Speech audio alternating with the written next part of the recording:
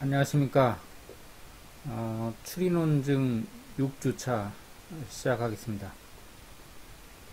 한 주일간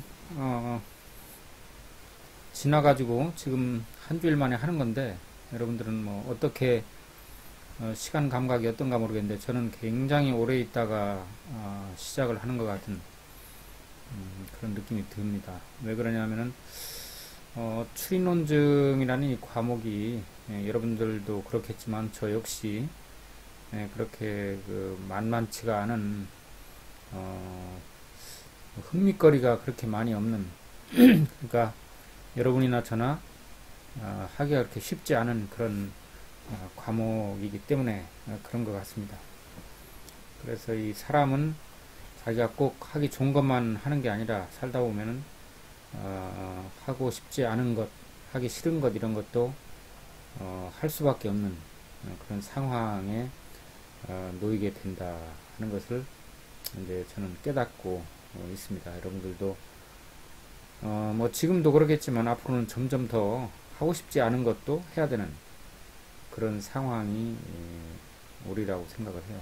그렇기 때문에 우리는 자기가 꼭 좋아하는 것만 하는 게 아니라 때로는 좋아하지 않는 것도 해야 되고, 꼭 좋아하는 사람만 만나는 게 아니라 좋아하지 않는 사람도 만나야 되고, 그런 연습을 하는 시간이다 하고 이제 자기 자신을 타이르고 그러고 이렇게 어렵게 나왔습니다. 원래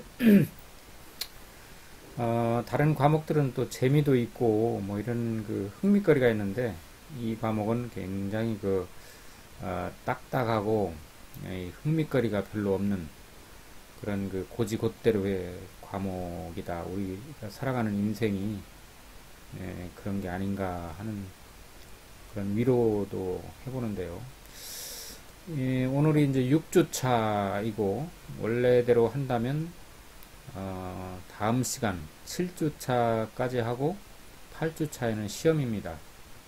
그래서 오프라인 수업 같으면은 마지막 시간에는 이제 총정리를 하고, 그리고 뭐 그죠, 뭐 한 학기 중에 막 한 번 정도 영화도 뭐 감상을 하고 이렇게 하지만은, 이번 학기는 애놀이 없이 모든 것을 다 고지곧대로 저 하나의 입에 의해서 이게 진행이 되기 때문에 굉장히 심리적인 압박감이 큽니다. 여러분들이 이해를 좀 해주시고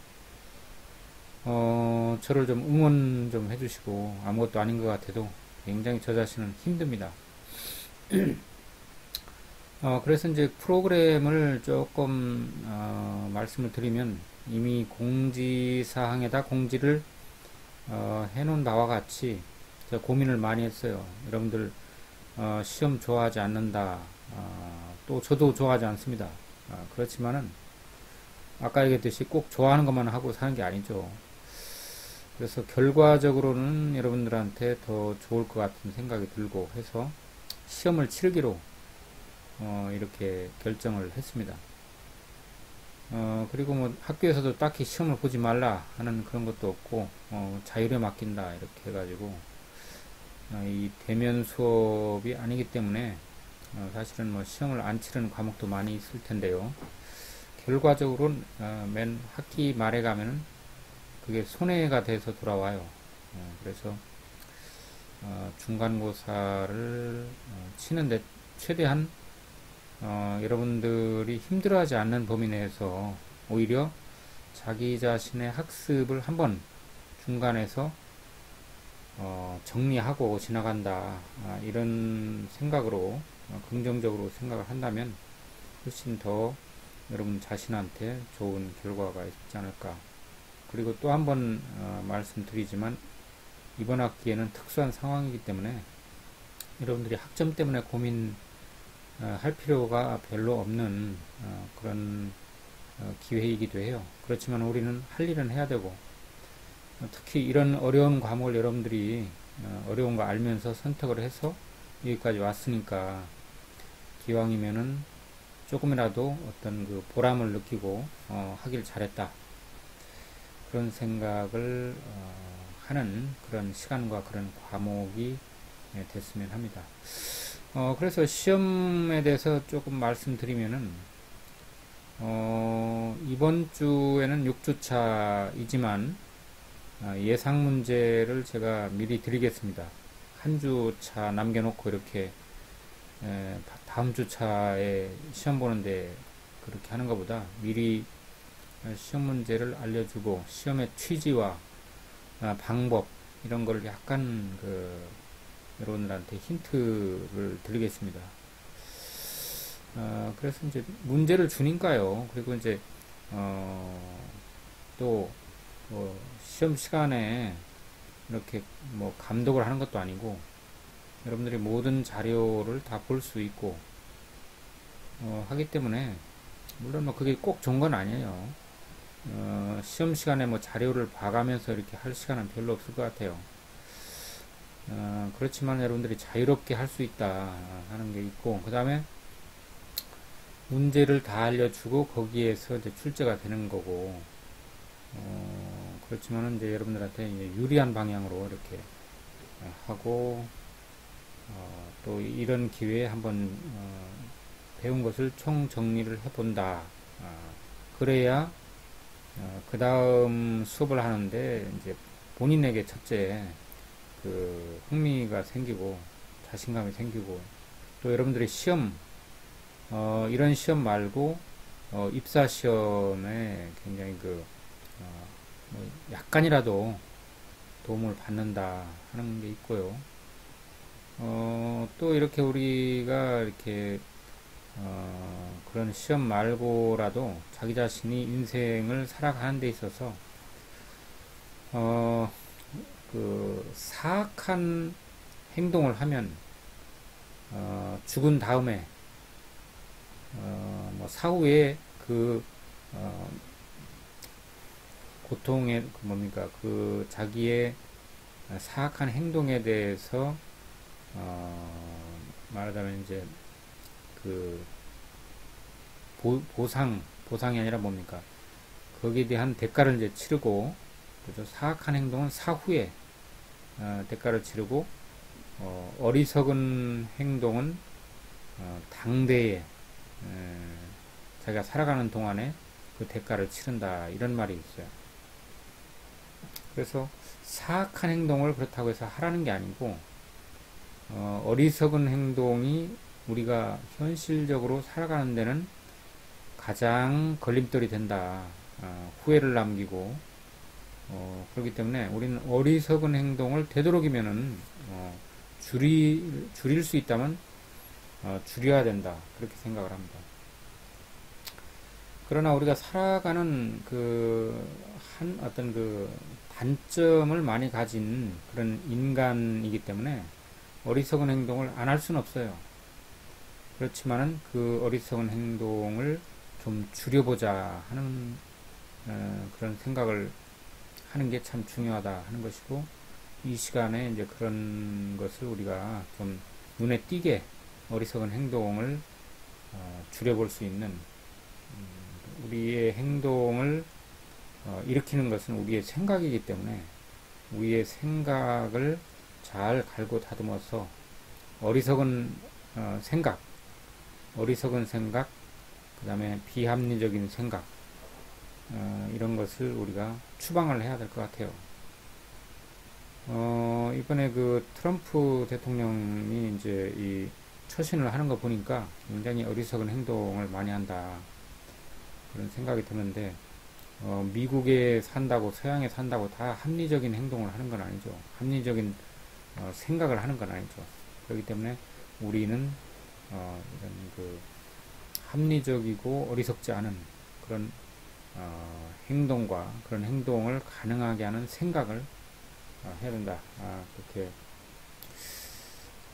여러분들이 이제 너무 흥미거리가 없어서 제가 한번 얘기를 해봤고요.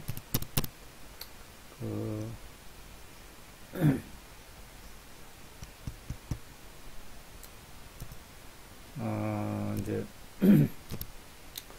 저번 시간에 이 진도를 다 못 나가고 우리가 이제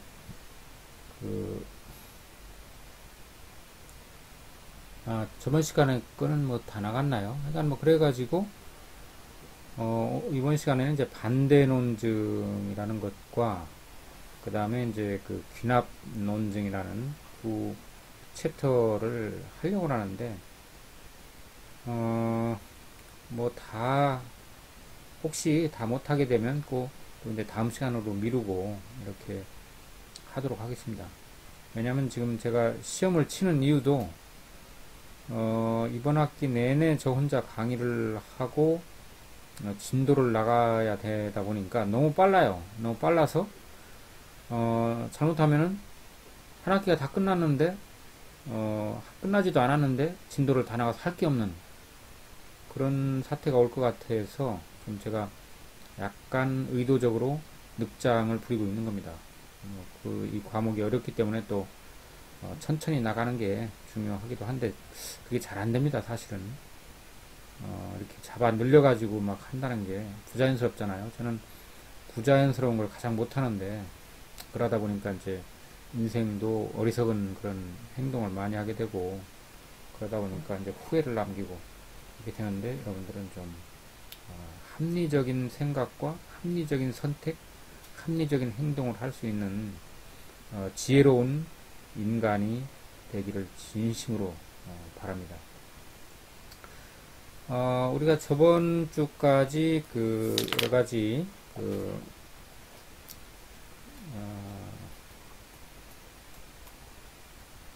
여러 가지 주제를 다뤄왔는데요. 뭐 논증이란 무엇인가, 연역 논증, 그래갖고 주로 연역 논증을 다뤄오고, 그 다음에 이제 그 논증의 재구성, 반대 사례, 그죠? 반례라고 그러죠. 반례 불가능성, 뭐 이런 것들을 주로 다뤄왔던 것 같아요. 그런데 이제 이번 시간에는 97쪽부터 나와 있는 반대 논증.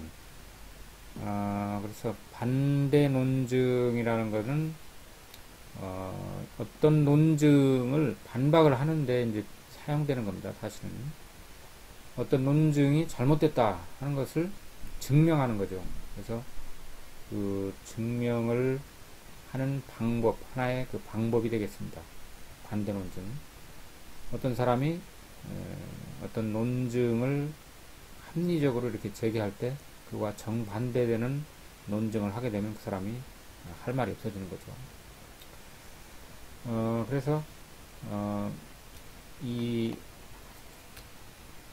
논리학의 그 논증에 있어서 그 최소 단위인 그 명제 뭐 센텐스죠. 사실은 센텐스를 구성하고 있는 그 용어들을 보면은 두 가지로 이루어져 있다 하는 걸 알 수가 있어요. 그래서 두 가지라는 건 뭐냐 하면은 그 논리적인 용어와 비논리적인 용어라고 그래요. 전문 용어인데, 그래서 논리적인 용어라는 것은 뭐 모든 학생은 뭐 어떻고 저떻다, 뭐 어떤 학생은, 약간의 학생은 못못이다, 혹은 못못이 아니다, 그 다음에 뭐뭇이 있다, 그리고 그 다음에 또는 만약 뭐뭇이라면, 이런 것들은 전부 다 논리적인 용어라고 그래요. 논리학 혹은 추리논증에서 이제 주로 사용되는 그런 전문 용어죠. 모든 대한민국 대학생들은 비대면 수업을 받고 있다. 어떤 학교는, 어떤 학생은 그 수업을 받지 않는다. 약간의 학생은 뭐 받는다, 안 받는다, 이다, 아니다, 혹은 그리고 비대면 수업을 받고 있다. 그리고 또 과제도 있다. 또는 대면 수업도 받고 있다. 만약 대면 수업을 받는다면, 뭐 이렇게 했을 때 이제 이런 용어들이 쓰이죠. 그 다음에 비논리적인 용어라는 것은 뭐냐면, 뭐 학생, 학교, 비대면 수업, 뭐 아름다운 비대면 수업, 뭐 이런 그 명사나 형용사. 그러니까 이제 그 논리적인 용어가 아닌 예를 들면 약간의 대학생은 공학도이다 했을 때 약간의 대학생이다, 약간의 이다, 이런 거는 이제 논리적인 용어고요. 그 다음에 비논리적인 용어는 약간의 대학생이 이제 비논리적인 용어죠. 그리고 공학도이다, 이 공학도도 비논리적. 알겠죠? 아는 거를, 너무나 쉬운 거를 왜 하느냐? 맨날 어려운 것만 하면은 재미가 없잖아요. 쉬운 것도 해야지.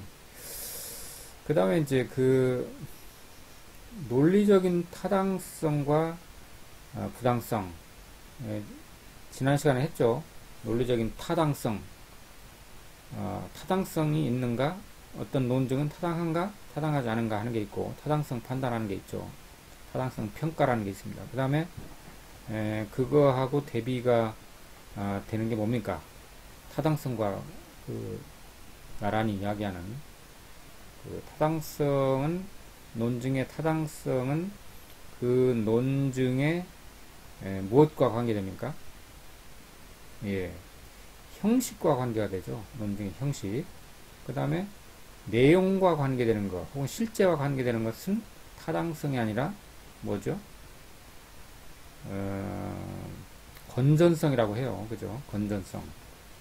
그래서 이제 여기서는 건전성보다는 제가 이제 그 논리학에서 가장 중요한 건 타당성이라고 그랬죠.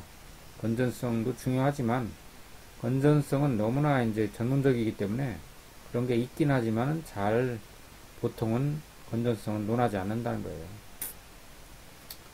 예를 들어서 민감한 어떤 그 신문의 사설에 누구를 비판하고 뭐 정부를 비판하고 아니면 무엇을 어떤 시스템을 비판하고 할 때는 그게 이제 그 건전성이라는 게 중요할 수도 있어요.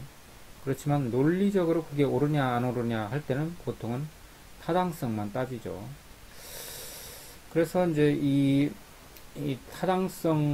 타당하냐 부당하냐 하는 것은 오직 지금 논리적인 용어와 비논리적인 용어를 얘기했는데 오직 비논리적인 용어에 의한 논증 형식에 관련이 된다. 이게 중요한 겁니다. 비논리적인 용어라는 건 뭡니까? 아까 얘기했죠. 뭐 대학생, 뭐 아름다운, 그러니까 명사나 형용사가 되겠죠. 비논리적인 용어.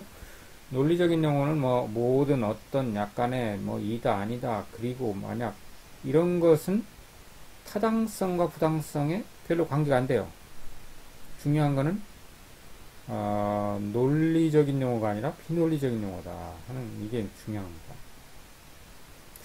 왜 예상과는 달리 논리적인 용어가 중요할 것 같은데 왜 비논리적인 용어가 중요할까? 그건 이제 그 예를 살펴보면 알 수가 있죠. 그래서 상대방이 어떤 논증을 할 때에 아규먼트를 전개할 때에 그 아규먼트가 부당하다 하는 것을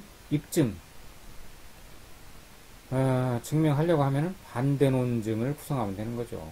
그 사람이 말하는 것과 반대되는 그 논증을 하게 되면 그 사람 논증이 잘못됐다 하는 것을 증명한 게 되니까 반대 논증. 그래서 이제 반대 논증이에요. 그러면 부당한 논증은 뭐냐? 부당한 논증은 이런 거예요. 이제 그 형식이 딱 정해져 있습니다. 이건 그냥 어떻게 보면 가장 쉬운 거는 암기해야 된다고 할까요? 근데 제가 암기하라는 말을 못하겠고, 약간의 B는 C다. 그러므로 약간의 A는 C다. 우리 책 97쪽에 논증 1, 그죠? 논증 1을 보면 이게 나와 있어요. 약간의 대학생은 공학도이다. 그죠? 약간의 대학생은 공학도이다. 약간의 공학도는 여학생이다. 그럴 수 있겠죠. 약간의 대학생은 여학생이 공학도죠. 공대생이죠. 그 다음에 약간의 공학도는 여학생이다. 맞잖아요. 그 공학도 중에서 공대생 중에서 이제 여자 공대생도 있죠. 옛날에는 여자 공대생이 없었어요.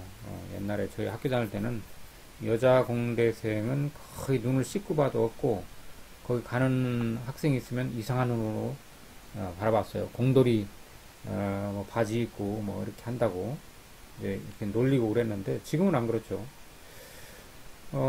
결론. 그러므로 약간의 대학생은 여학생이다.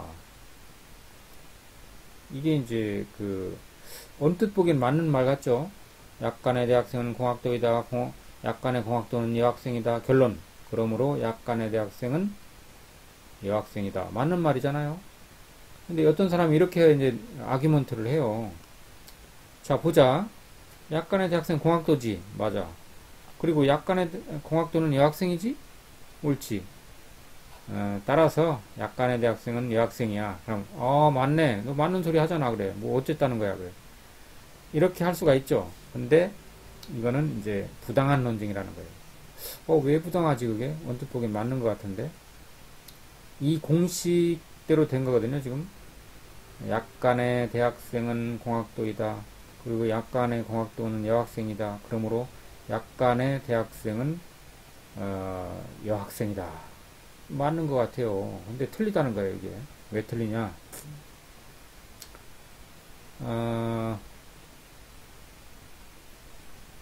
그거는 이제 좀 이따 얘기를 하겠습니다. 왜 틀린가 하는 거는. 그 다음에 타당한 논증. 부당한 논증이 아니라 이제 타당한 논증. 약간의 A는 B가 아니다. 그러므로 약간의 C는 B가 아니다. 야, 이거 어렵게, 무슨 말인지 모르겠다. 여러분들 그렇게 생각하겠지만, 논증 2, 97쪽에 있는 논증 2를 보시면요. 약간의 대학생은 어리석지 않다. 맞아. 모든 대학생은 논리적이다. 맞죠. 그러므로 약간의 논리적인 사람은 어리석지 않다. 이거 맞다는 거예요. 근데 위에 있는 거나 아래에 있는 거나, 위에 있는 건 왜, 부당하고, 밑에 있는 건 왜 타당할까? 하는, 생각이 들죠, 당연히. 그럼 왜 그런가 한번 알아봐야 되겠죠. 그거는 이제, 이거 미안합니다. 이거 뭔가 선정적인 그림이 아니냐 했는데 여러분들 지루할까봐 이 여자는 나타샤 킨스키라는 제가 좋아하는 영화, 또 영화에 이제 테스라는 거에 나오죠. 약간 나타샤 킨스키가 여러분들 세대는 잘 모르겠지만 저희 세대는 굉장히 인기가 좋았던 그런 청순한 이미지의 그런 연기를 아주 기가 막히게 잘하죠. 그래서 여러분들 지루할까봐 이렇게 아름다운 풍경과 인물을 이렇게 이제 넣어놨으니까 좀 감상도 하시면서 재미있게 봤으면 좋겠습니다. 반대 논증에 의한 부당성 증명. 그러니까 이제 이게 이 논증이 부당한지 타당한지를 판단하려면은 검증을 해야 되는 거지. 그냥 겉으로 보고 맞는 말 같은데 이렇게 하는 게 아니라는 거예요. 여러분들 인생의 중요한 결정을 내릴 때도 언뜻 그냥 생각해서 맞는 것 같아. 나 여기로 갈 거야. 이렇게 하면 안 된다는 거예요. 꼼꼼하게 반대 논증을 해봐야 되는 거예요. 그죠?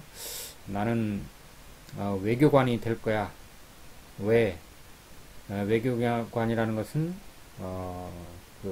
외국으로 이렇게 다니면서 폼이나 그리고 여러 가지 풍물들도 이제 구경할 수 있고 또 사람도 만나가지고 재미있는 그런 교섭도 할 수가 있고 또 월급도 많고 이거 좋은 거야. 예를 들어서 여러분들 외교관 되려고 하는 분들도 있겠죠. 그게 하나 예를 들은 거니까 오해를 조금 더 하지 말고요. 그렇게 생각하면 안 된다는 거예요. 반대 논증을 해봐야 된다는 거예요. 반대 논증. 자, 그럼 어떻게 반대 논증을 하냐? 논증을 구성하고 있는 비논리적인 용어를 파악해야 된다는 거죠. 그러면 아까 예를 들어서 약간의 대학생은 공학도이다 해서 약간의는 논리적인 용어고 어떤 대학생은 비논리적인 용어죠. 공학도는 비논리적인 용어고 이다는 논리적인 용어죠.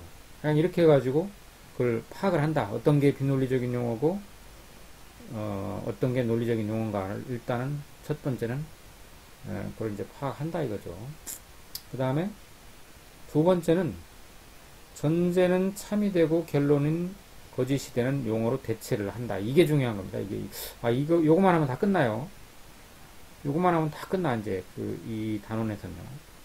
근데 이게 쉽지가 않더라고요, 저도. 한번 이렇게, 만들어야 돼요, 자기가. 하나하나 대입을 해갖고 만들어야 되는데, 이제, 뭘 만들어라는 거야, 대체. 그렇게 생각하겠지만, 예를 들어서,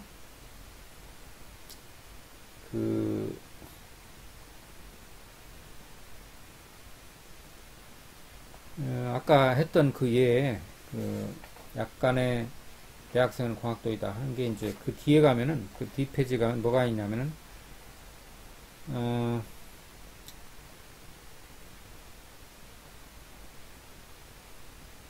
거기에다가 이제 지금, 중요한 거는 논리적인 용어가 아니라 비논리적인 용어라고 그랬죠. 비논리적 용어를 이제 가지고서 하는 거예요, 이거는. 그래서 비논리적인 용어를 여기다가 이제 대체해 보는 겁니다. 예를 들면은 논증 1. 그래서 98쪽에 가면 그것을 논증 1을 바꿔놨어요.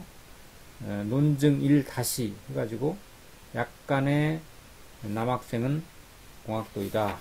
그러니까 대학생을 공학도로 바꿨어요. 대학생이라는 비논리적인 용어를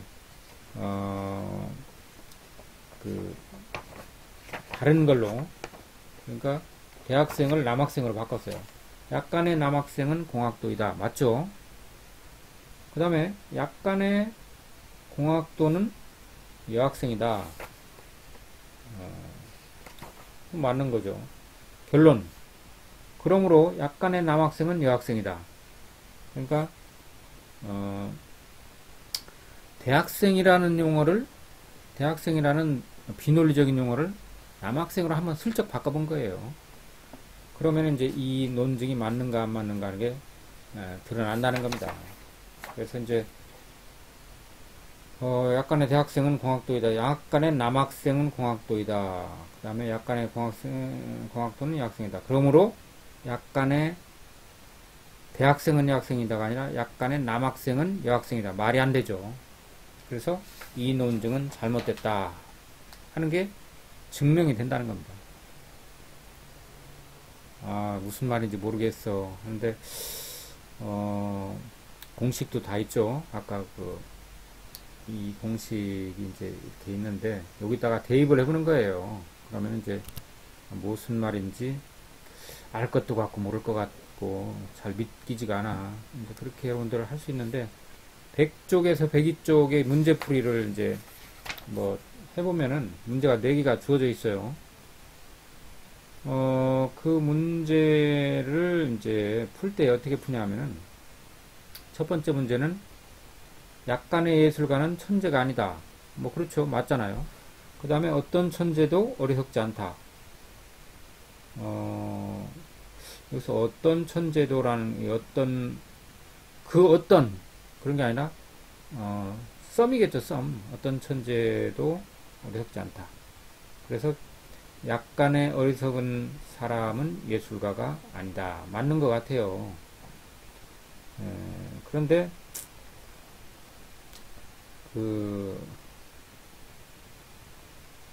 이 논증은 부당한 논증입니다.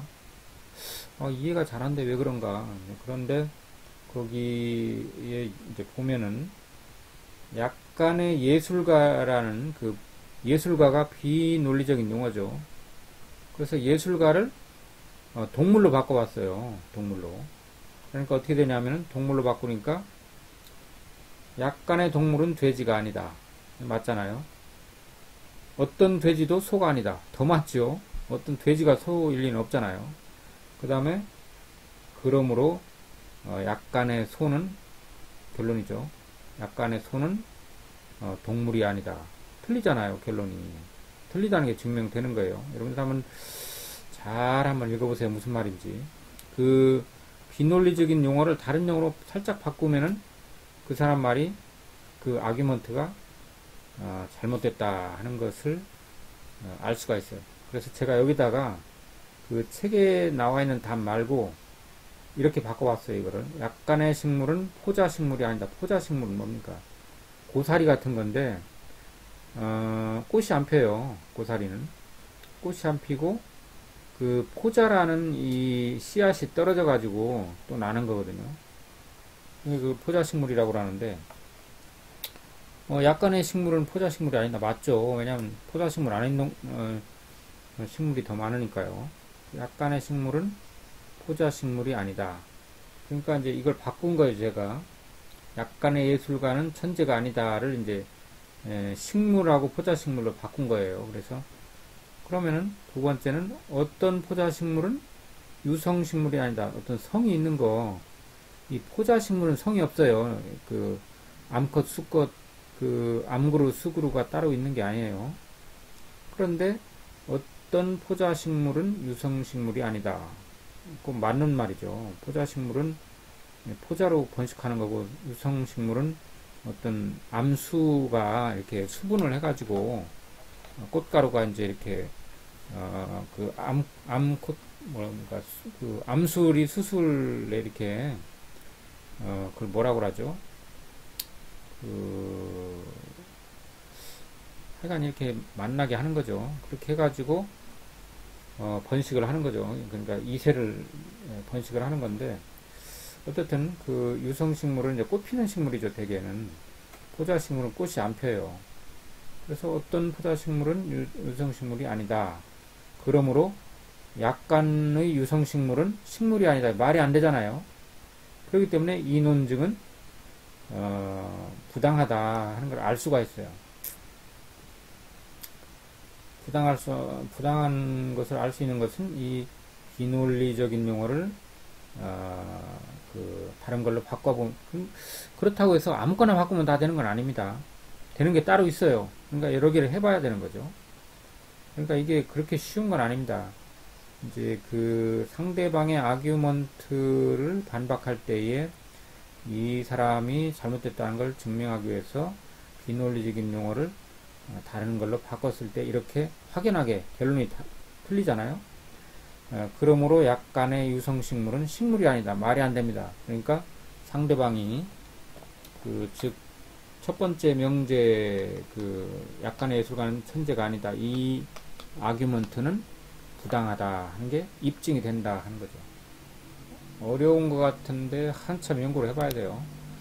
그 다음에 뭐 또 두 번째는 논리적인 사람은 모두 올바른 판단을 할 수 있다. 뭐 쭉 해서 두 번째 철학교육을 받은 사람 중 약간은 올바른 판단을 할 수 있다. 그러므로 철학교육을 받은 사람 중 쭉 나옵니다. 그걸 갖다가 제가 다른 걸로 그러니까 이제 소로 바꿔봤어요. 이거를 갖다가 논리적인 사람을 소로 바꿔봤어요. 그리고 소로 바꾸니까 이제 달라지죠. 그래서 그 소로 바꿔보면서 이제 그 포유류를 또 올바른 판단을 할 수 있는 사람을 갖다 포유류로 이제 이렇게 바꿔보는 거예요. 반대 논증을 하기 위해서. 그럼 어떻게 되냐 하면은 모든 소는 포유류다. 맞죠? 모든 소는 포유류잖아요. 여러분들 뭐 그런 고등학교 때 물고기이면서 포유류인 동물은 무엇일까요? 하는 뭐 그런 것도 있잖아요. 그게 고래가 이제 어류가 아니라 포유류라는 거죠. 헤엄을 치는 포유류 뭐 해가지고 그게 포유류죠. 포유류라는 것은 엄마 젖을 먹고 자라는 그런 동물을 말하죠. 인간도 포유류예요. 그래서 포유류 아닌 동물이 뭐가 있을까요? 뭐 알을 깐다든가 이런 거는 예를 들어서 닭은 포유류가 아니죠. 닭은 엄마의 젖을 먹고 자라는 게 아니라 그냥 첫 번부터 그냥 모이를 먹고 자라요. 그죠? 그래서 이제 모든 소인은 포유류다. 이렇게 소하고 포유를 바꿔왔어요. 그 다음에 약간의 물고기는 포유류다. 그러므로 약간의 물고기는 소다. 이렇게 말이 안 되잖아요. 이게 그러니까 부당한 논증이다. 그러니까 그 100쪽에 있는 그 문제, 트레이닝 문제 1번에 나오는 작은 2번에 있는 그 논리적인 사람은 모두 올바른 판단을 할 수 있다. 이 아규먼트는 부당하다 하는 것을 알 수가 있어요. 그러니까 비논리적인 용어를 이렇게 이제 바꿔본 거예요. 소하고 포유류로. 물고기. 이렇게 바꿔보니까 전혀 이게 말이 안 되는 거죠. 이건 제가 이 책에 나온 게 아니에요. 책에도 나오고, 책에 안 나오지만 제가, 창의적으로 바꾼 겁니다, 이거는. 책에 나온 것만 그냥 쓱 보아가지고는 뭐, 이거 어떻게 이 사람이 이거 알아냈지? 이렇게 이제 우리가 의문을 갖게 되니까 제가 한번 다른 걸로 바꿔봤어요. 책과하고는 다른 거. 그 다음에 세 번째는 어떻게 바꿨냐면 뭐 어떤 농구 선수도 키가 작지 않다. 농구 선수는 키가 작지 않죠. 그 다음에 어떤 키가 작은 사람도 배구 선수가 아니다. 그러므로 어떤 농구 선수도 배구 선수가 아니다. 맞는 것 같아요. 농구 선수는 배구 선수가 아니라고 하니까. 힘이 들어서 못하겠네요. 그래서 농구 선수가 배구 선수가 아니다니까 맞는 얘기요. 당신 아규먼트가 맞아. 이렇게 하기가 쉬운데 검증을 해보려면은 이제 다른 비논리적인 용어로 이제 이걸 바꿔 보면은 그게 이제 된다는 거죠. 그래서 저는 어떻게 바꿨냐면 어떤 식물도 동물이 아니다. 맞잖아요. 어떤 동물도 뿌리가 없다. 더 맞는 것 같아요. 그러므로 어떤 식물도 뿌리가 없다. 이 말이 안 되잖아요. 어떤 식물도 뿌리가 없다. 식물은 뿌리가 있겠죠. 그래서 이제 이거는 잘못된 논증이다, 부당한 논증이다 하는 걸 알 수가 있어요. 그 다음에 이제 그 마지막에 나와 있는 모든 단백질은 유기적 합성물이다 하고 이게 이제 어떤 건가?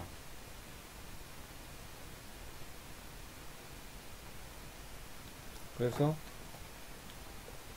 이제 반대 논증을 어떻게 했냐면 저는 뭐 책에 나와 있으니까 여러분들 보시면 되고 그 책에 나와 있는 거 말고 한번 해보는 거죠. 모든 식물은 광합성을 한다. 맞잖아요. 그래 맞아. 그 다음에 어떤 식물도 동물이 아니야. 더 맞네. 그러므로 어떤 동물도 광합성을 한다. 이게 안 맞죠. 이 부당한 논증이라는 거죠. 그래서 그 연습 문제 1번에 큰 1번에 나와 있는 모든 네 가지의 논증은 부당한 논증인데 왜 부당한 논증이냐 하는 것을 반대 논증을 통해서 입증을 하는 그런 게 되겠습니다. 그래서 제가 이게 이제 나름대로 다른 것을 한번 구성을 해봤어요. 그렇게 해서 이제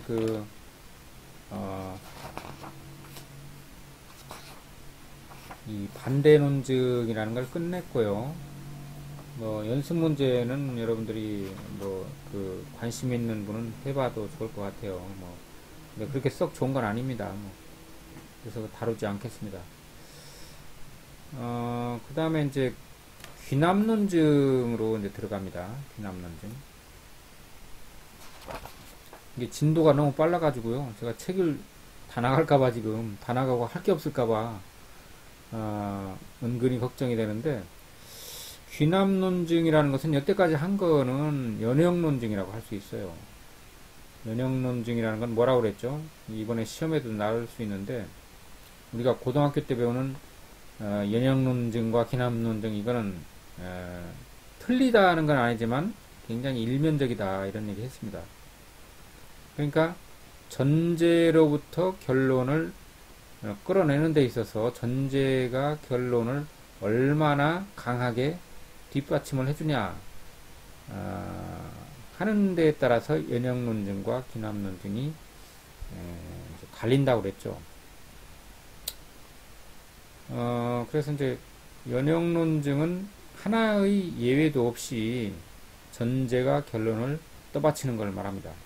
혹은 전제로부터 결론을 끌어내는 그런 논증을 연형 논증이라고 하죠. 근데 그 연형 논증이 이제 건전하냐, 혹은 타당하냐, 타당하지 않으면 왜 안 타당하냐 하는 걸 바로 직전까지 다룬 거예요.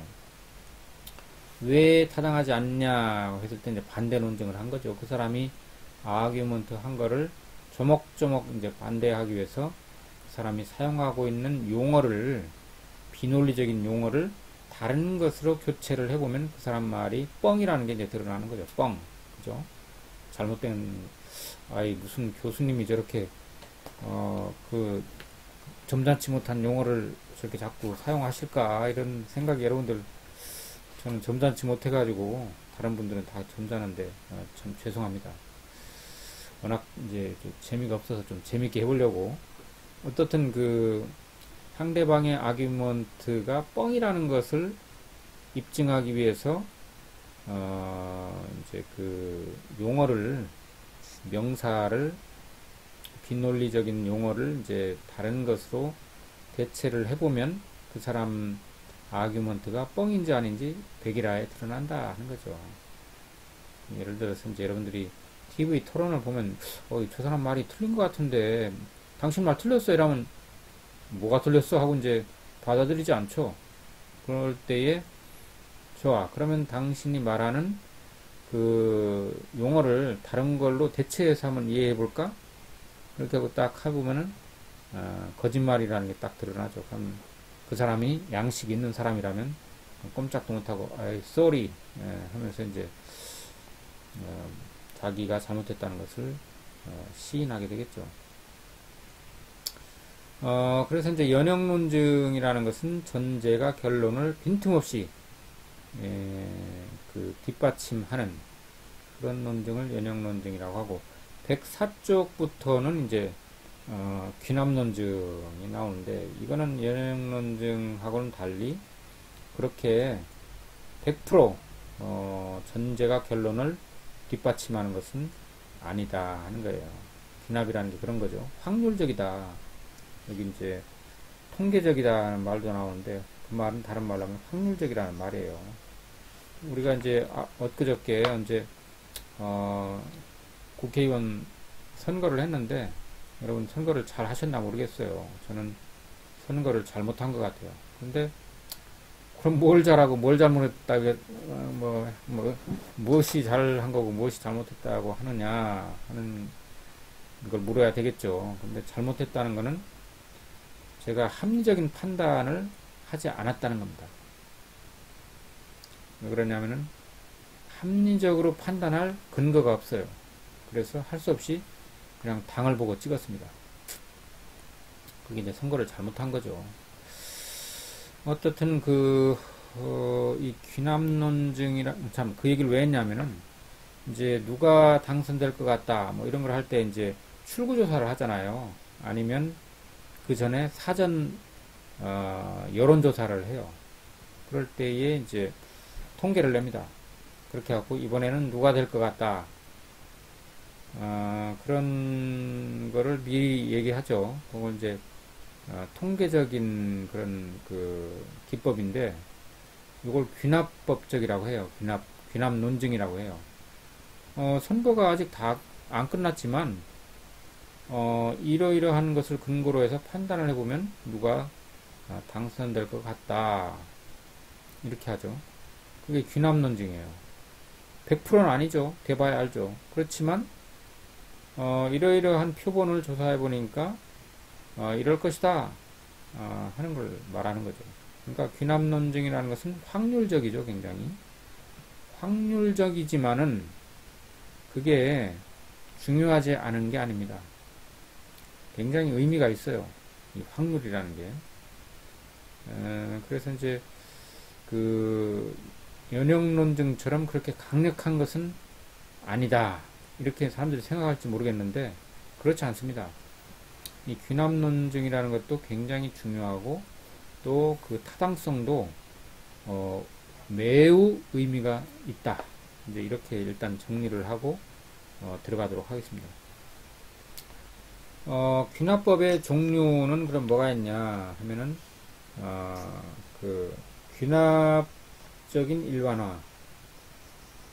지금 제가 인터넷이 여기 지금 노트북이 잘 안 되어서 그 귀납적인 일반화, 통계적인 3단론법, 유비논증, 가설추리 네 가지가 있다는 거예요. 귀납논증에는. 근데 이번 시간에는 되도록이면 이 귀납적인 일반화와 통계적 3단론법까지만 하려고 그럽니다. 이것도 다 하려는가 모르겠는데, 귀납적인 일반화라는 것은 이제 어떤 쭉 어떤 그 자료를 쭉 열거를 해요. 그래서 그 열거한 것들이 이러이러한 특성을 갖는다. 따라서 예를 들어서 어떤 서울에 사는 학생들 A는 어떻고 B는 어떻고 C는 어떻고 쫙 한 다음에 따라서 서울에 있는 학생은 이러이러하다라고 하는 것이 이제 그 귀납적인 일반화라고 할 수 있어요. 그러니까 서울에 있는 모든 학생을 다 조사할 수는 없죠. 그러나 거기서 이제 표본이 되는 외국어 대학에 있는 학생 몇 명, 얘가 좀 좋지 않은가요? 하여튼 경기도에 사는 예를 들어서 대학생들은 이렇다, 논리학을 공부하기를 좋아한다, 추리논증 과목을 굉장히 재밌어 한다. 외국어 대학에 있는 학생들도 그렇고 어디에 있는 학생들도 그렇다. 따라서 수도권에 있는 모든 아니죠. 대학생들은 추리논증 과목을 재미있어 한다. 예를 들어서 그런 판단을 했을 때 이게 이제 100%는 아니죠. 100%는 아니지만 그렇다고 의미가 없는 건 아닙니다. 그게 무슨 말이지? 우리가 100% 의미가 있는 것은 어떻게 보면은 정보로서는 별 가치가 없어요. 그죠? 많이 생각을 해보세요. 우리가 어떤 정보를 얻었다. 그러면 그건 100%다. 그거는 저만 가지고 있는 게 아니에요. 모든 사람이 가지고 있을 수 있는 거죠. 그러나 100%는 아니지만 의미 있는 정보가 있어요. 그거는 그렇기 때문에 바로 의미가 있는 거죠. 무슨 말인지 알 것 같기도 하고 모를 것. 좀 이따 이제 이해를 하게 될 겁니다. 그래서 귀납적인 일반화라는 게 있고, 그 다음에 이제 통계적 3단론법이라는 게 있어요. 3단론법. 잠깐 얘기를 한다면 3단론법이라는 건 아리스토텔레스의 용어예요. 실로기즘.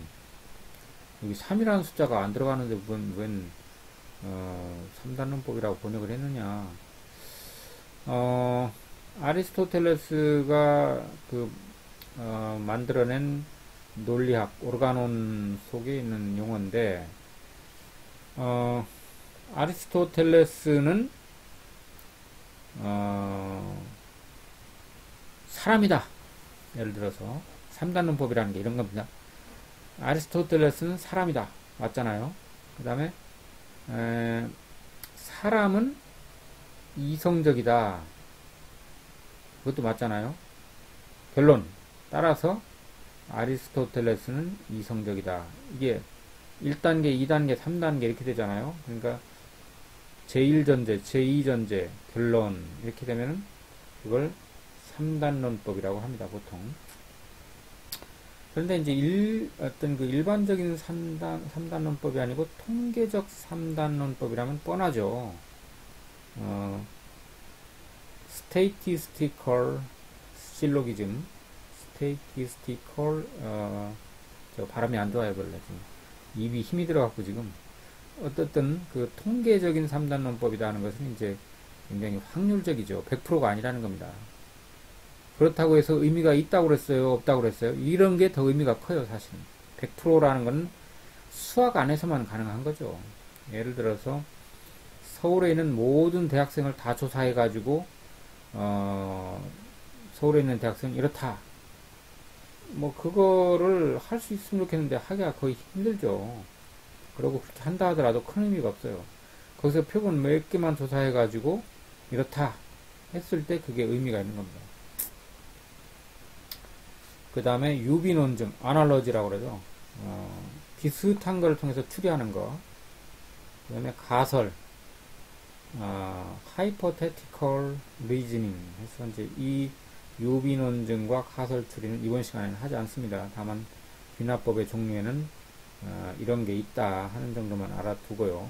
그래서 이제 귀납법인 일반화에는 단순 일반화와 통계적 일반화가 있다. simple generalization. 뭐 일반화 혹은 뭐 보편화 이렇게 하는데, 통계적 statistical generalization 하면은 통계적 일반화, 이렇게 이제 두 가지가 있다. 단순 일반화, 그러니까 이제 단순 일반화라는 것은 이제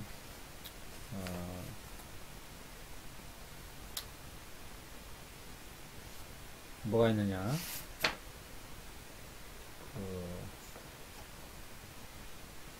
통계적 일반화에는 뭐가 있느냐, 이런 걸 좀 알아보면 되겠죠.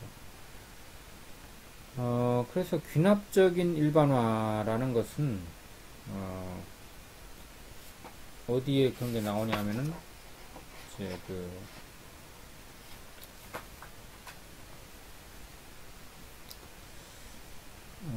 105쪽에 보면요, 맨 위에 보면 A1은 이 귀납적 일반화의 공식입니다. A1은 F이다. A2는 F이다. 그러므로 모든 A는 F이다. 그게 무슨 말이야? 그러면은 그걸 보죠. 까마귀를 100마리 관찰하니 모두 검정색이다. 까마귀 검정색이죠. 여러분들 흰 까마귀 봤어요? 그럼 까마귀라고 안 하겠죠. 흰마귀? 까마귀는 까마니까 까마귀라고 하고, 흰 까마귀는 까마귀가 아니죠. 흰마귀겠지. 까마귀, 까만 마귀. 까마귀, 흰마귀. 우리말로는 그래요. 재밌으라고 하는 얘기입니다. 까마귀를 100마리를 잡아다가 전부 다 일렬로 쭉 세워놓고 색깔을 현미경을 프리즘을 통해 하고 쫙 관찰을 하니까 검정색이더라. 따라서 따라서 모든 까마귀는 검정색이다. 이렇게 이제 결론을 내린다면 이거는 이제 귀납적인 일반화겠죠. 지금까지 100마리 까마귀를 갖다가 관찰해 보니까, 어릴 때부터 본 까마귀를 전부 다 세보니까 100마리 정도 되더라. 근데 여태까지 본 까마귀는 전부 다 검은색이야. 그러니까 아하, 모든 까마귀는 검정색이구나, 이렇게 이제 판단을 내릴 수가 있겠죠. 제가 독일에 있을 때는 까마귀가 저녁 때 되면은, 저녁 한 5시나 이렇게 되면은 온 하늘을 그냥 새까맣게 덮습니다. 까마귀 떼가 군무를 펼치는데, 군무라는 건 뭐냐면은 무리를 지어서 이렇게 이제 춤을 추는 걸 말하죠. 장관입니다, 한마디로. 까마귀가 그렇게 많아요. 그리고 이제 독일 사람들은 까마귀를 이렇게 어떤 나쁘게 생각을 안 하거든요. 우리나라 사람들은 까마귀를 보면은 재수가 없다, 이래가지고 이제 나쁘게 생각을 옛날에는 했었거든요. 지금은 여러분들은 순수한 세대니까 뭐 까마귀가 뭐 나쁜 건지 좋은 건지 뭐 그런 것도 모르겠지만, 옛날 사람들은 까마귀 보면 재수가 없다 그래가지고 아침에 까마귀를 보면은 그날 학교 가다 그냥 집으로 가요. 재수없는 생긴다고. 그래서 이제 까마귀는 검정색이다. 근데 옛날에 호주인가에 어디에서 흰 까마귀가 발견이 됐다고 그래요. 그러면 까마귀는 검정색이다 하는 게 틀리죠. 그때 이제 그거는 까마귀라고 안 하고 다르게 하겠죠. 뭐 영어로 까마귀가 뭔지는 모르겠어요. 근데 이 명제가 의미하는 바는 여러분들이 알 수가 있겠죠. 그래서 귀납적인 일반화를 이제 우리가 평가를 해보면, 표본의 수보다 표본의 다양성이 중요하다. 평가자의 주관성이 상당히 평가자의 주관성이 중요한 역할을 한다 하는 것을 알 수가 있어요. 그러니까 표본을 어떻게 예를 들어서 이제 선거를 다 하고서 출구조사를 하는데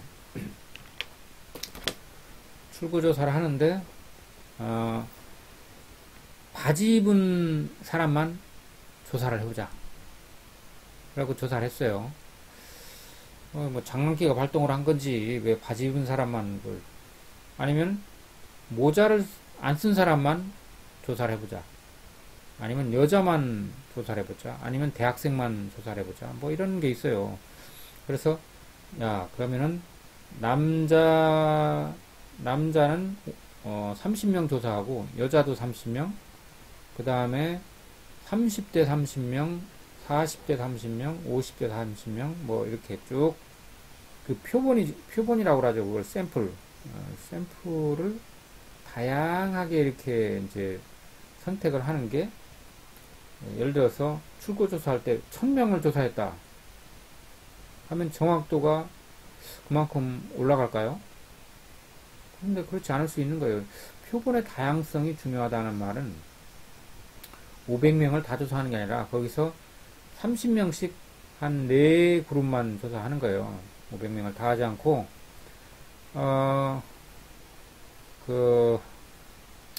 여자 30명, 남자 30명, 할아버지 30명, 할머니 30명, 대머리 까진 사람 30명, 뭐 키가 작은 사람 30명, 뭐 이렇게 해갖고 그냥 다양하게, 여기 잘못하면 인권 침해고 그 요소가 있겠네요. 미안합니다.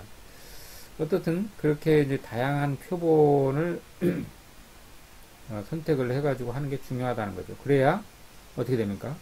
오차 범위가 이제 줄어드는 거죠. 다양한 표본. 그래서 이제 이 다양한 표본을 어떻게 할 거냐는 것은 평가자의 주관성이죠. 내가 그렇게 하겠다 하는 거죠. 그래서 이 샘플이 상당히 중요하다 하는 얘기를 하는 거고요. 그 다음에 이제 그 106쪽의 논증 1, 그 다음에 논증 2, 이걸 한번 비교를 해보면 무슨 말인지 한번 들어보세요. 화학 시간에 구리의 비등점을 조사하는 숙제가 비등점이라는 끓기 시작하는, 예를 들어서 뭐 구리는 90도에서 끓기 시작한다. 그 다음에 뭐 아연은 몇 도에서 끓기 시작하고 하는 걸 비등점이라고 하죠. 자, 그러면은 여러분들 집에 가가지고 구리의 비등점을 조사해 오세요 하니까 철수는 어떻게 했냐면은 그 구리를 갖다가 이제 쫙 물에다 넣고 끓입니다. 열을 가하니까 96.5도에서 끓기 시작했더라. 땡. 결론. 구리는 96.5도에서 끓습니다. 이렇게 답을 하는 거예요. 그럼 어떻게 됩니까? 정확할까요?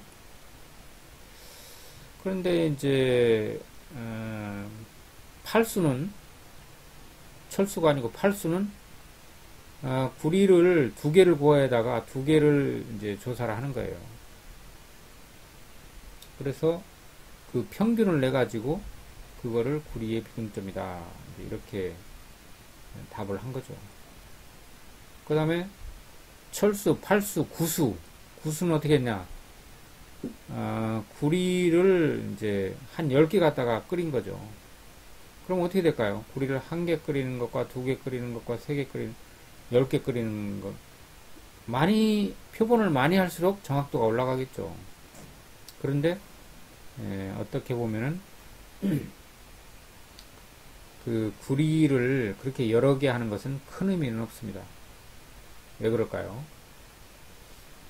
그 밑에 있는 논증 2는 또 다른 겁니다. 그거하고는.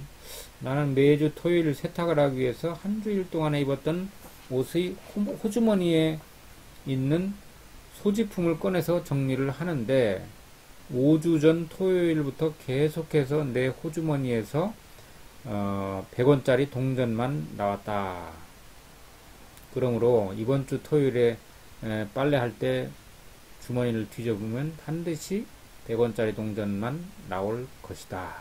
이렇게 이제 어떤 그 확률적인 그런 추리 논증을 하는 거죠. 뭐 저도 주머니에다 돈을 잘 넣어놓거든요. 안주머니, 바깥주머니 해가지고 굉장히 부자입니다, 제가. 뭐, 빨래만 하면은 돈이 막 엄청 나와요. 그러니까 옛날 옷부터 해가지고 10년 전에 입던 옷도 한 번도 안 입고 그냥 놔둔 것도 보면은 돈이 2만 원도 들어있고 5천 원짜리도 들어있고 뭐 만 원도 들어있고 어떤 건 3만 원 들어있고 그래가지고 여러분들 세탁소 갈 때 잘 뒤져가지고 이렇게 갖다 줘야 됩니다. 어떤 사람은 그 약간 여담이지만 골동품 상에 가서 옛날 괴짝을 하나 이제 사왔는데 집에 와갖고 무심코 그걸 열어보니까 거기에 돈이 가득 들어있었다고 그래요. 그래 팔자를 고쳤죠. 여러분들 그런 거 잘 관리를 하시고 그런 거 있으면은 갖다가 신고를 해야 될까요? 안 해야 될까요? 그 골동품 제가 이게 골동품을 사갔는데요. 여기 보니까 뭐 돈이 가득 들어있어요. 하고 하면 그 신문에 나겠죠. 대서특필해가지고 아무개 외국어 대학에 스페인어과 다니는 아무개 여학생은 골동품을 사왔는데 집에 가보니까 돈이 5억 원이 들어있더라. 그래가지고 그걸 갖다 경찰서에 신고를 했다 해갖고 이제 그 돈을 받은 사람이 정말 감사합니다. 뭐 이 은혜는 뭐 죽어도 잊지 않겠습니다. 감사합니다. 그렇게 하죠. 여러분들 뭐 어떻게 생각할지 모르겠네요. 약간 그런 그래서 이제 이 지금 주머니에서 세탁을 할 때에 돈이 나오는 그 지금 논증 1하고 논증 2를 놓고 비교를 해보면 위에 있는 그 논증에서는 구리를 2개만 갖다 끓였어요. 2개. 그죠? 2개만 끓였는데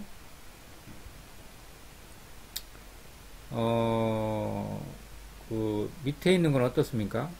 호주머니 하나를 뒤지는데 이제 5일 동안 계속 뒤진 거예요. 그러니까 샘플이 5개인 거죠.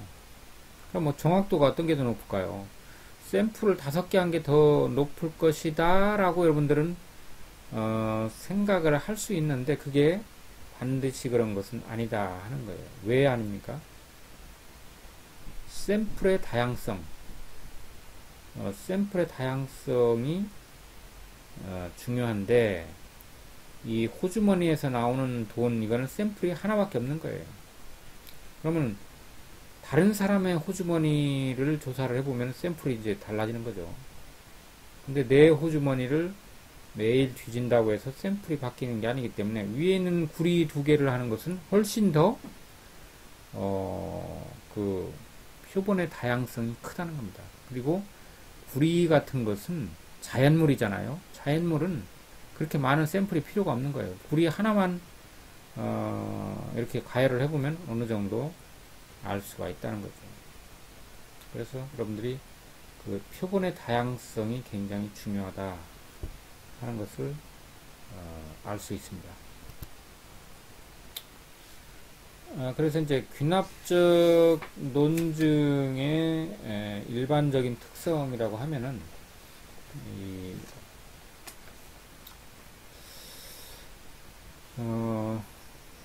어떤 그 논증의 강도, 세기죠. 말하자면 강도, 뭐 스테일 뭔가 그 강도라는 뜻이 아니고 이제 이 세기죠. 세기. 귀납 논증의 강도는 세냐 약하냐는 그런 그 척도죠. 귀납 논증의 강도는 주관적인 경향이 강하다 그랬죠. 이게 무슨 말이야 대체?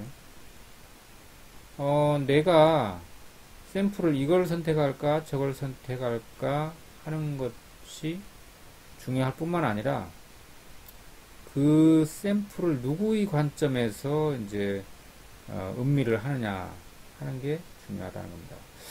이해가 잘 안 돼. 그래서 예의가 필요한 겁니다. 전제가 참이고 결론이 참일 경우 누구의 관점에서 따라 논증을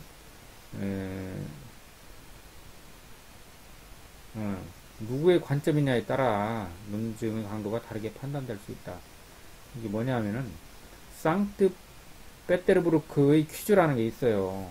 이게 유명한 건데 재미있으라고 여러분들 그 상트 베테르부르크의 그 논증이라고 하는 거는 참 퀴즈라고 하는 거는 조금 어려운데 그 퀴즈를 내 가지고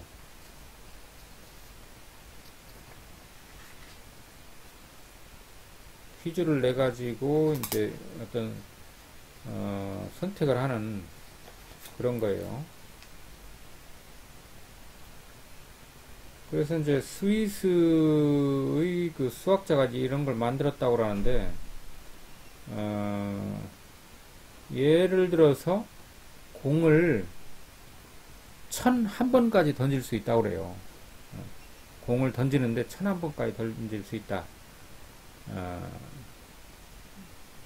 뭐 공이라고 하지 말고 동전이라고 하죠. 동전을 한 1001번까지 던질 수 있는데 그 동전의 뒷면이 나오게 되면 이제 이 게임은 끝나요.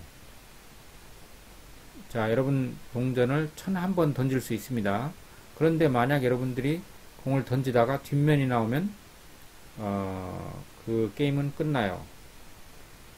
그리고 이 게임에 참가하는 데는 $1000를 내야만이 게임을 할 수가 있다는 거예요. 그런데 예를 들어서 한번 딱 던졌는데 거기서 뒷면이 나와버리면 어떻게 돼요? 게임 끝나죠. 그러면서 상금은 하나도 못 받아요. 그 다음에 1차로 던졌는데 앞면이 나오고 2차에 던져서 뒷면이 나오면 $2를 준다. 그 다음에 두 번까지 던졌는데 전부 다 앞면이 나오고 세 번 던지니까 뒷면이 나오면 $4를 준다. 이렇게 쭉 나가가지고 상금은 이렇게 이제 2배씩 늘어나는 거예요. $2, $4, $6, 뭐 그래가지고 쭉 해갖고 이제 $1001 아닙니까? $1001는 아니죠. 많이 받을 수 있어요, 하여간. 그래서 이제 이거 하시겠습니까? 하고 이렇게 이제 조사를 하면은 사람들이 이제 내가 이거 딸 수 있을 것 같은데 해가지고 거기에 이제 참가를 하겠다고 그래요. $1000 냉큼 내죠. 그런데 대부분이 하다가 그 돈을 다 잃고 한 $10도 못 받고 그냥 끝나는 거죠. 그러니까 이 게임을 할 거냐 말 거냐를 제가 그랬죠, 맨 처음에. 우리가 살아가는 데 있어서 어떤 판단을 내리냐 하는 것은 그 어리석은 판단을 하면 안 된다는 거죠. 어리석은 생각을 하면 어리석은 판단을 할 거죠. 어리석은 판단을 하면 어리석은 행동을 할 거고. 자, 이렇게 쭉 선전하는데 $1000를 내고 시작을 하세요. 이렇게 갖고 계산을 해보니까 하는 게 좋겠다 해서 했어요. 하면은 대부분 돈을 잃고 한 $10 정도 따고, 어떤 사람은 $20 따고, 어떤 사람은 하나도 못 따고 그냥 $1000만 내고. 그랬을 때에 이제 이런 그 확률 게임이죠, 이게. 그래서 이 강도의 평가, 귀납론 중에 강도의 평가에서 주관적인 요소를 감안을 해야만이 합리적인 결정을 내릴 수 있다. 내가 이 게임을 할 거냐 말 거냐. 하나의 예를 든 겁니다, 이거는. 그 다음에 이제 샘플을 어떻게 얻을 것이냐, 어떻게 이제 샘플을 선택할 것이냐 하는 것이 굉장히 각자의 주관적인 요소에 많이 딸려 있다. 예를 들어서 이제 이런 거예요. 이제 여러분들 이 시간이 굉장히 재미가 없을 수 있는데,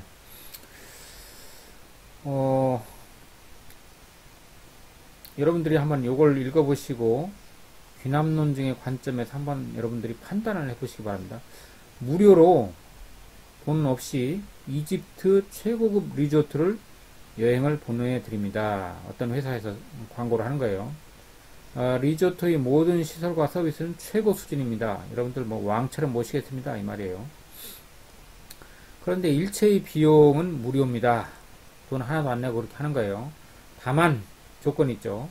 세상에 공짜는 없습니다. 다만 리조트 주변에 무장 게릴라들이 출몰을 하긴 해요. 그렇지만 너무 걱정하지 마세요. 그 게릴라에 납치될 확률은 고작 해야 7%에 지나지 않습니다. 자, 이런 거를 누가 이제 회사에서 여러분들한테 문자로 줬어요. 그러니까 여러분들 중에서 문자를 쫙 받고, 야, 이거 굉장히 재밌네. 가서 왕처를 한번 한 달간 살아볼까? 이렇게 생각하는 사람도 있겠죠. 근데 어떤 사람은 받자마자 사기야 이거 이러면서 이제, 그리고 7% 내가 잡힐 확률이 7%라면 굉장히 높은 건데 이거 나 이런 거 안 가. 나한테 억만금을 준다 해도 나를 갖다 이집트의 왕을 시켜준다 해도 난 안 가. 이렇게 생각할 수가 있는 거죠. 어떤 사람은 7%? 해볼 만한데 뭐 7%면 별거 아니잖아. 100번 해가지고 응? 한 그 중에서 7번 정도 나오는 건데, 뭐, 이 정도는 해봐야지 그 정도를, 응? 왕이 되는데, 왕처럼 한 달간 사는 건데, 그걸 못해? 하고 가는 사람이 있겠죠. 가만히 생각을 해보세요. 여러분들이 인생을 살아가는데, 이거보다 훨씬 더 중요하고 어떻게 보면은 재미있어 보이는, 쉬워 보이는 그런 결정을 해야만 되는 그런 순간이 때때로 옵니다. 때때로 와요. 여러분들 대학에 들어온 것도 그렇고, 과를 선택할 때도 그렇고, 그 다음에 이제 여러분들 인생에서 가장 중요한 결정을 할 때가 와요. 그건 뭡니까? 회사를 선택하는 것도 물론 있겠지만, 사람을 선택을 해야 되는 경우가 와요. 그때 이제 이런, 이제 정오표를 만들겠죠. 뭘 하면 이 사람하고 결혼을 하면 어떤 이득이 있고, 그 다음에 이 사람을 결혼하면 어떤 문제가 있고, 이 사람으로 인해 내가 괴롭힘을 당할 확률이 7%다. 그러면 그러겠죠. 7%? 별거 아니네. 아이고, 그러면 뭐, 나머지 좋은 점이 있으니까 난 이거 감사하고 나 그냥 결혼할래. 가난뱅이지만은 인물 잘났지, 돈 잘 벌지, 뭐, 그 다음에 뭐 좋은, 뭐, 가능성 있지. 그러면 뭐 이 사람하고 하는 거지. 이 사람이, 돈을 못 벌 확률은 7%밖에 안 돼. 그러면 이제 하는 거죠. 하는데 해보니까 어떻게 돼요?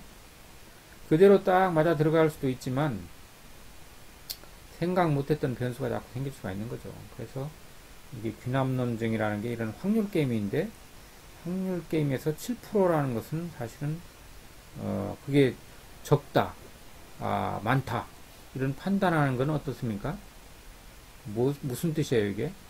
굉장히 주관적이다 하는 겁니다. 주관적이라는 거예요. 그리고 이런 뭡니까?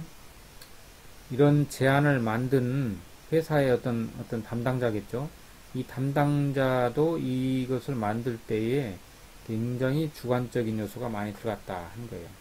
그러니까 이 귀납론증에서 귀납론증을 만드는 사람과 그걸 선택하는 사람은 역시 굉장히 주관적인 요소가 많이 들어간다. 그래서 이제 귀납적인 일반화를 평가할 때에 107쪽에 보면은 이제 편향된 자료의 오류라는 게 있어요. 107쪽에 보면은. 그래서 이제 편향된 자료의 오류 107쪽에 보시면은 자료를 갖다가 이렇게 이제 예를 들어서 우리나라 성인의 레저 스포츠, 여러분들 레저 스포츠 알죠? 굉장히 중요해요. 레저 스포츠를 할 줄 알아야 됩니다, 여러분들. 레저 스포츠에 대한 성향과 실태를 조사하기 위해서 스키장에서 500명 성인에게 현재 골프를 치고 있는지 조사를 했다. 그 결과 200명이 골프를 하고 있다고 대답을 했어요. 그러므로 우리나라 성인의 50%에서 200명이니까 이제 40%겠죠. 40%는 골프를 하고 하고 있다고 할 수 있다. 이렇게 주장을 하는 겁니다. 이 귀납적인 일반화, 이 확률적인 통계적인 일반화에서 이제 이런 논증을 한 사람이 있었어요. 그러면은 어떻게 됩니까? 우리나라 성인이라고 하면 여러분들 성인이죠. 뭐 18살부터 90세 먹은 사람도 성인이죠. 뭐 그런 사람들을 샘플을 어떻게 했냐면, 스키장에 가서 스키 타는 사람을 조사했다. 샘플이 너무 작죠. 예를 들어서 연령대마다 뭐 한 3개 정도 10대, 30대, 50대 이렇게 하든지 아니면 스키장에서 10%, 골프장에서 10%, 그 다음에 뭐 농구장에서 10% 이렇게 하든지 뭐 이렇게 샘플을 좀 다양하게 해야 되는데 샘플이 너무 이제 편향됐다 이거죠. 이런 것을 편향된 자료의 오류라고 한다 하는 거죠. 이런 편향된 자료는 이 귀납론 중에서 이제 말하자면 독극물이죠. 상당히 좋지 않은 겁니다. 그 다음에 이제 그 귀납적인 일반화론 중에서 중요한 것은 표본의 크기보다는 다양성이다 하는 얘기예요. 다른 말로 그죠? 뭐 500명 중에서 200명을 하니까 많이 조사를 하는 것 같은데 조사를 하고 왜만 먹었지 다양성이 떨어진다는 거죠. 크기보다는 표본이 다양해야 된다 하는 얘기죠. 그래서 귀납적 일반화논증의 결론은 인식적으로 완전히 정당화될 수 없다 하는 게 이제 귀납법의 어떻게 보면 한계점이죠. 완전히 정당화되려면 어떻게 돼요? 모든 걸 다 조사해야 되는데 그건 불가능한 거죠. 우리나라 성인을 어떻게 다 조사해요? 조사하면 하겠지만은 현실적으로 불가능한 거죠. 그래서 그 귀납적인 일반화 논증은 이제 이런 한계점을 가지고 있는데 그렇다고 해서 이 결론을 받아들일 수 없다는 것은 아니다 하는 게 중요하죠. 다 조사를 안 했다고 해서 별거 아니야 그런 게 아니죠. 이렇게 조사를 골고루 이렇게 그 샘플을 갖다가 여러 군데를 취해가지고 조사를 해놓으면은 거의 사실에 이제 근접하는 거죠. 그러면은 우리가 의미 있는 그 정보로서는 상당히 괜찮은 거죠. 우리나라 성인들이 어떤 레저 스포츠를 하기를 뭐 하고 있나 하는 것을 우리가 어떤 논문을 쓸 때나 뭐 발표를 할 때나 필요하다면은 이제 그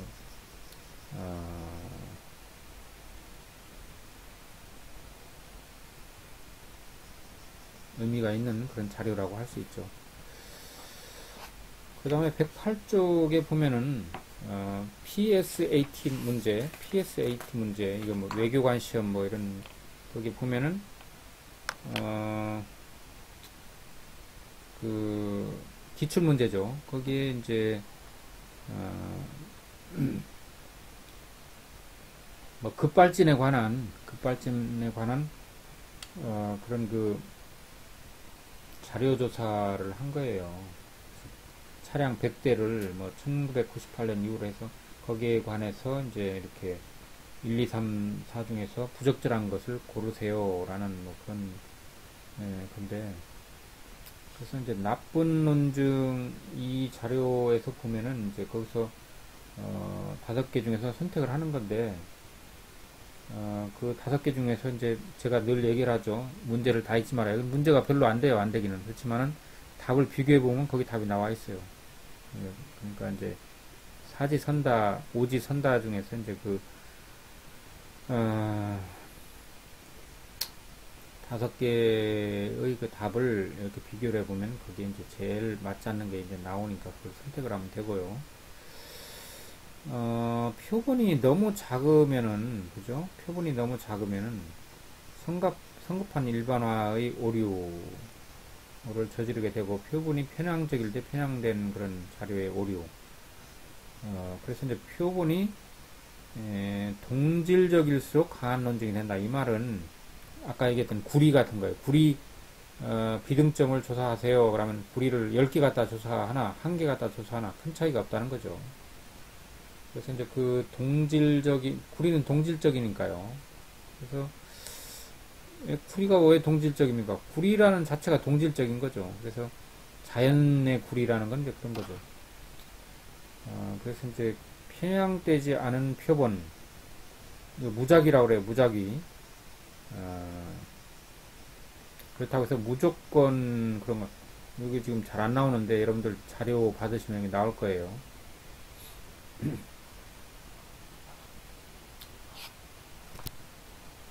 그 다음에 이제 110쪽에 보면은 그 통계적 3단론법과 그에 대한 평가 이렇게 나와 있어요. 그래서 여기 보면은 그 형식, 통계적 3단론법의 형식에서 이 집합 F, 우리 책에는 F의 X%가 P이다.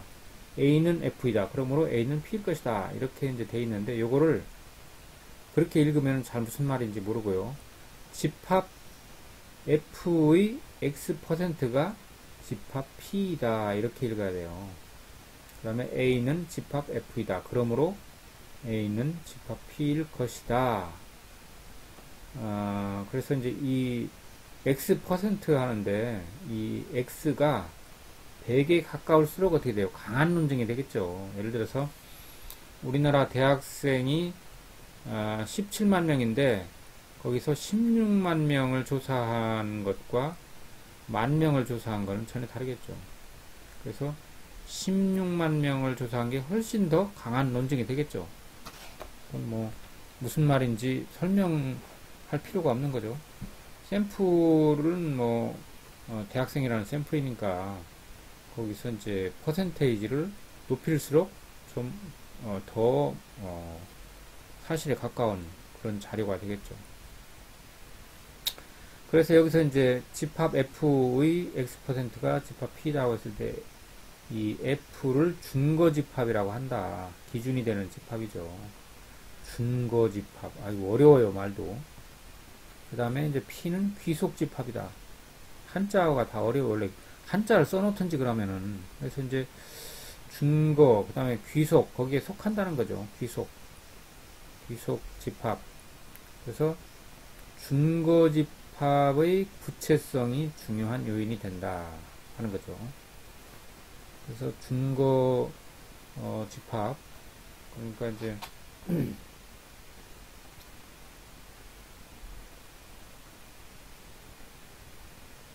예를 들면은 논증1에 보면은 우리나라 10대의 70%는 근시이다. 뭐 책을 많이 보고 셀폰을 많이 보니까 눈이 나쁘겠죠. 근시이다. 철수는 우리나라 10대이다. 그러므로 철수는 근시일 것이다 하는 거죠. 그래서 이제 그 10대 이렇게 하는 게 이제 중요하고, 10대 중에서도 뭐 예를 들어서 15살 먹은 학생 이렇게 하면 더 이제 구체성이 올라가는 거죠. 그렇게 되면 이제 이게 더 이 자료가, 이 정보가 훨씬 더 의미가 있어지는 거죠.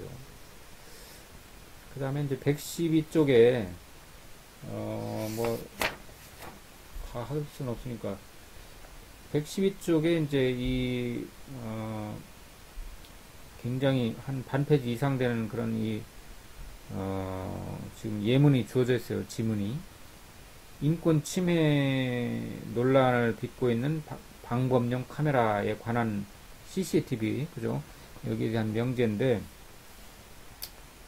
이걸 갖다가 이제 이 문장인데 이걸 갖다가 논증 형식으로 재구성 하는 그런 문제예요. 이건 어디 뭐 기출 문제는 아니고 이 문화일보 칼럼에 나온 것을 그대로 이제 옮겨온 거예요. 이게 이제 2003년 7월 25일에 실제로 신문에 나온 걸 갖다가 이제 옮겨온 건데, 그래서 이거에 관해서 이제 이 논증을 우리가 저번 시간에 했던 재구성 문제를 갖다가 이제 여기서 다루고 있는 건데, 통계적인 3단론법의 평가, 이렇게 해가지고 이제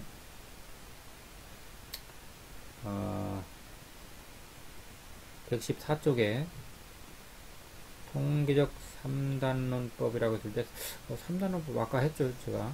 플라톤은 인간이다, 인간은 죽는다, 그러므로 플라톤은 죽는다. 요걸 3단계로 이렇게 했다고 해서 3단론법이라고 해서 실로기즘.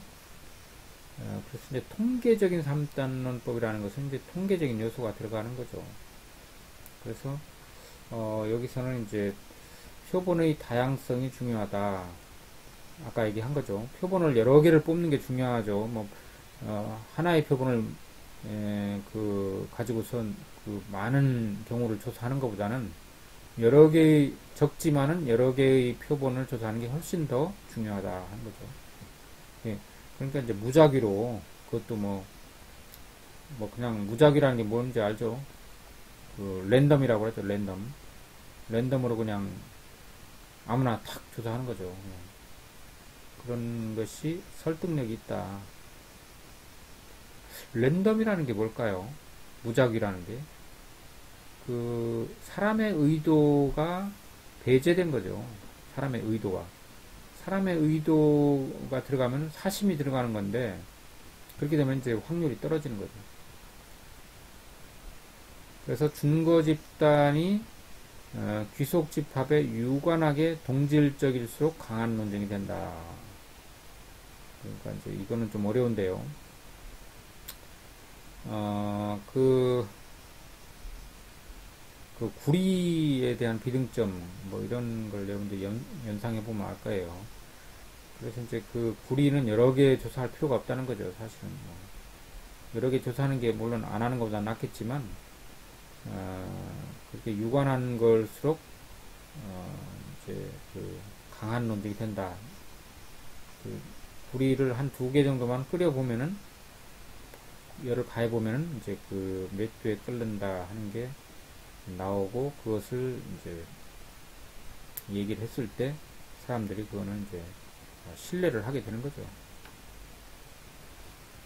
그 다음에 이제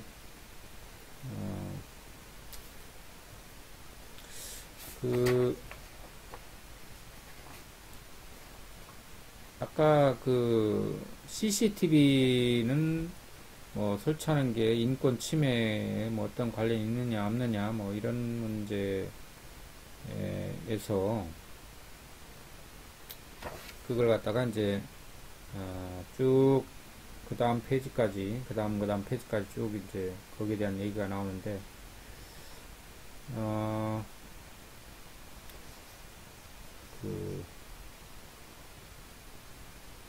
이 논증을 CCTV에 관한 것을 이제 논증을 결론을 내리면은 서울 전 지역에 있는 CCTV가 설치된다면 시민들의 사생활이 침해되고 인권이 침해될 수 있다. 따라서 결론적으로 CCTV 설치는 신중히 이루어져야 한다라는 게 이제 114, 115 쪽에 나와 있는데요.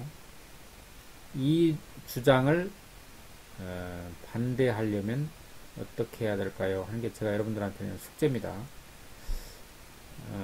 그래서 이제 반대하려면 전제들 가운데 거짓인 것을 가려내야 된다 하는 건데, 사생활을 침해하는 것이 아니라 사생활 인권을 보호하는 이게 잘려 나갔나 모르겠네요. 사진 속에 있나요? 그래서 그런 것을 한번 여러분들이 해보라는 게 이제 제가 부탁드리는 거고, 이번 시간에는 다 못했네요.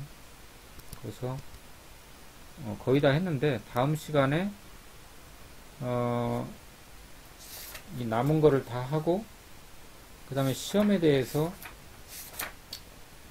유비 논증에 대해서 좀 하고 할까요? 하여간 연구를 해보고, 다음 시간에 이제 마지막 시간인데 중간고사에 대해서는 뭐 말이 중간고사지 실제로는 여러분들을 좀 더 도와주려고 하는 거고, 저는 솔직하게 얘기하면 저는 더 힘들어요. 왜냐하면은 그 채점 다 하려면은 그거 안 하고 그냥 지나가면 되죠. 근데 여러분들한테 이제 도움이 되고, 그 다음에 기말 때에 이제 부담감을 줄여주고, 또 이번에는 이제 대면 수업이 아니기 때문에 이번 학기에는 절대평가니까 여러분들 너무 그렇게 신경 쓰지 않아도 되지만, 이 과목의 특성상 여러분들이 뭔가 손에 쥐고 가야 되기 때문에 시험을 친다, 이렇게 이제 편한 마음을 가져주시면 그게 사실에 가까우리라고 생각합니다. 이번 시간에는 이 귀납 논증에 대해서 특히 통계적 3단 논법까지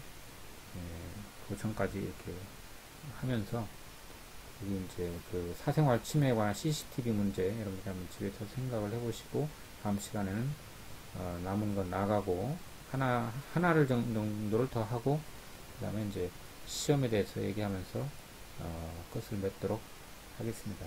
이번 시간에는 여기까지 하고 여러분들 장시간 수고 많으셨습니다. 여기서 마치도록